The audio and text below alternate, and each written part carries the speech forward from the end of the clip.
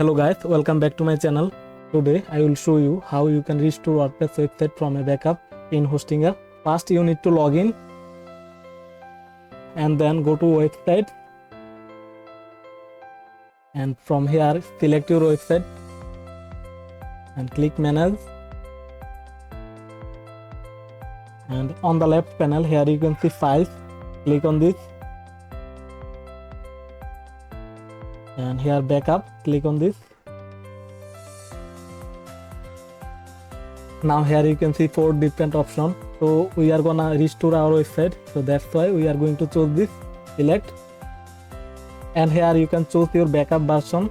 So I am going to choose this. You can choose any of them and click restore.